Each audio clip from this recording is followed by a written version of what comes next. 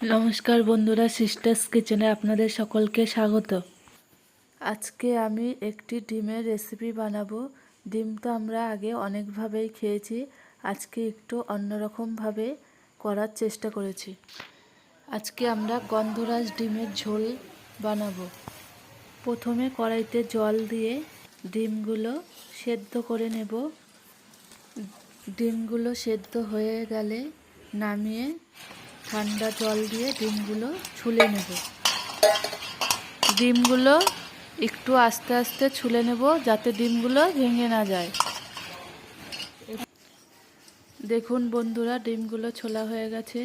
এবার আমি ডিমগুলো একটা বাটিতে রেখে চাকু দিয়ে ডিমগুলো চিড়ে চিড়ে দেব যাতে মশলাটা ডিমের ভেতরে যায়।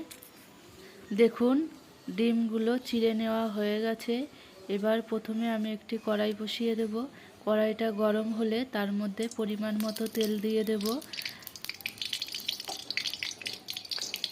তেলটা গরম হয়ে গেলে আগে থেকে কেটে রাখা আলুগুলো লাল লাল করে ভালো করে ভেজে নেব।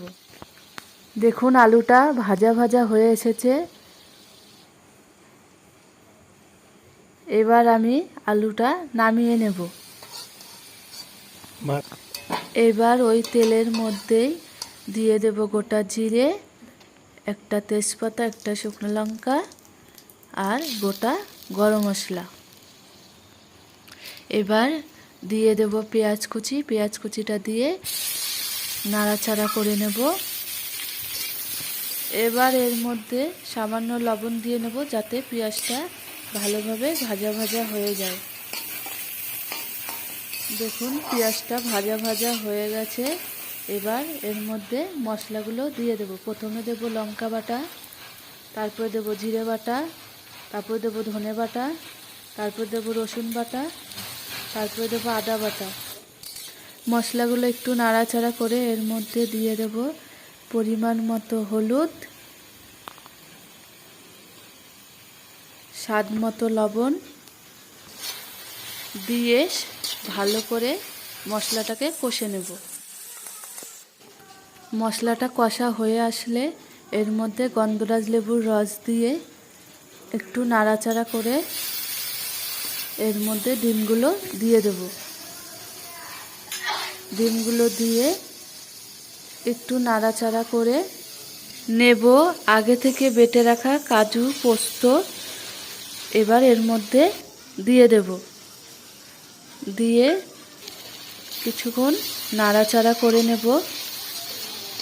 এবার ভাজা আলুগুলো এর মধ্যে দিয়ে দেব, দিয়ে ভালো করে কষে নেব। কষানো হয়ে আসলে এর মধ্যে পরিমাণ মতো জল দিয়ে দেব।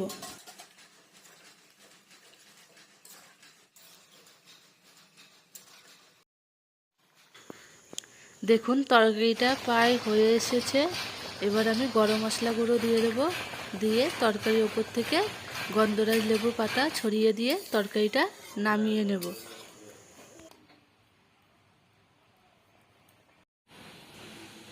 রান্নাটি ভালো লাগলে চ্যানেলটিকে সাবস্ক্রাইব করুন।